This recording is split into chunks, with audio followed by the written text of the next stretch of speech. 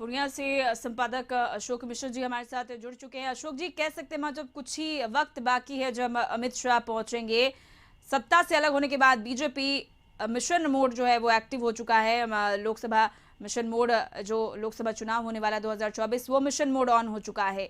पूरा जो कह सकते हैं पूर्णिया इस वक्त भगवा में रंग चुका है। उनके आने से कुछ दिन पहले से ही बैनर पोस्टरों से पूरा पूर्णिया पड़ चुका है, पूरा किशनगंज पड़ चुका है। किस तरह की तस्वीर और तैयारी उनके आगमन को लेकर? बिल्कुल, देखिए उर्वशी, पूरा यूँ कह लीजिए कि सीमांचल के इलाके में बीजेपी के कार्यकर्ताओं में ज़बरदस्त उत्साह है और यही वह मुख्य मंच है इंदिरा गांधी स्टेडियम, जिसमें जनभावना सभा का आयोजन किया गया है। और यह आयोजन इसलिए किया गया है कि जब बीजेपी बिहार की सत्ता से बाहर हुई है तो सबसे पहले सीमांचल के इलाके को चुना गया है और इसके पीछे मुख्य उद्देश्य है कि बीजेपी यह संदेश देना चाहती है कि जातीय गठबंधन से अलग वह हिंदुत्व की बात करेगी।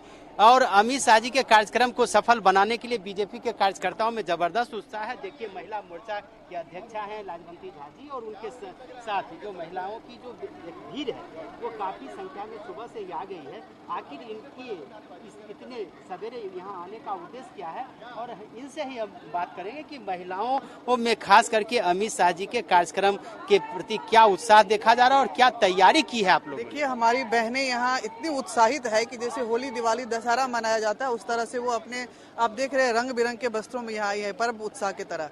और महिलाएं शंख बजा के उनका स्वागत कर रही है, पुष्प वर्षा से स्वागत कर रही है और जहां तहां आप देखेंगे बड़े बड़े होर्डिंग, महिलाओं की भी संख्या में कम नहीं लगी हुई है। और हमारे पूरे सीमा क्षेत्र और बिहार से महिलाएं आज एकत्रित हो रही है। ये स्वस्फूर्त रैली है, सभा है। यहाँ इसके लिए प्रयास नहीं किया गया है। कार्यकर्ता तो कार्यकर्ता आ ही रहे हैं, जनता यहाँ स्वस्फूर्त आ रही है, हमारी बहनें स्वस्फूर्त आ रही है। हम लोग जाते थे बोलने के लिए तो बोलती थी बोलना नहीं दीदी, हम लोग ऐसे ही आएंगे। तो आज की जो सभा है वो ऐतिहासिक सभा सीमावर्ती और सीमांचल क्षेत्र में होने जा रही है। शंख बजाने की भी तैयारी है? जी बिल्कुल, हम संदेश है कि ये शंखनाद है बिहार में, जो अब यहाँ सुरक्षा, महिलाओं की चिंता करने वाली सरकार, महिला को सुरक्षा देने वाली सरकार और महिला के पति, महिला के बच्चों को रोजगार देने वाली सरकार यहाँ आएगी। और वो सिर्फ और सिर्फ भाजपा सरकार कर सकती है। आगे के दिनों में, आने वाले समय में भारी मतों से और भारी जन समर्थन से यहाँ भाजपा की सरकार बनेगी। नीतीश कहते हैं कि आधी आबादी के लिए हमने बहुत कुछ किया है। क्या लगता है बीजेपी ने जो तैयारी कर रही है उनकी आधी आबादी की तैयारी को एक तरह से कहिए कि जवाब देने के लिए? जी बिल्कुल, उनको जवाब देने की है और हम लोग उनको ईंट का जवाब पत्थर से देंगे और अभी आपको पता चल जाएगा। क्या तैयारी है आप लोग? हम लोग आज बहुत अच्छी तरह से तैयारी कर लिए हैं। हम जितने भी बहने हैं सभी तैयारी करके यहाँ पे पहुँचे हुए हैं। नारेबाजी पे भारत माता की, भारत माता की, भारत माता की, महिला मोर्चा जिंदाबाद, महिला मोर्चा जिंदाबाद। हमारे साथ है पूर्व मंत्री रामसूरत राय जी। आइए हम इनसे भी बात करें। रामसूरत जी, सत्ता से बाहर हुए, मंत्री पद आपका गया, अमित शाह जी को तुरंत आप लोगों ने बुला लिया, क्या इसका मकसद क्या? भारतीय जनता पार्टी कभी सत्ता में न रहने का लालची है, न हटने का कष्ट है। हम जीत में भी खुशी नहीं मनाते हैं, पराजय में भी गम नहीं मनाते हैं। ये भारतीय जनता पार्टी राष्ट्र के लिए काम करती है, न कि पार्टी के लिए काम करती है। हम राष्ट्र हित की बात करते हैं। राष्ट्र हमारा मंदिर है, उसके हम सब पुजारी हैं। हमारा भारतीय जनता पार्टी निरंतर 365 दिन 24 घंटे तैयारी करता है।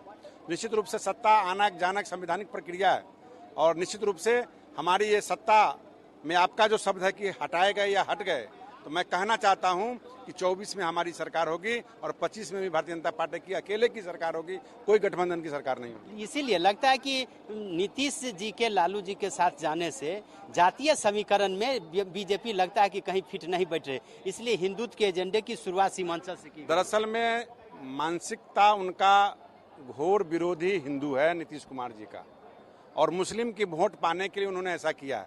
जबकि नरेंद्र मोदी जी पूरे देश के अंदर जो काम करते हैं, पूरे समाज और पूरे जमात और पूरे धर्म के लिए काम करते हैं।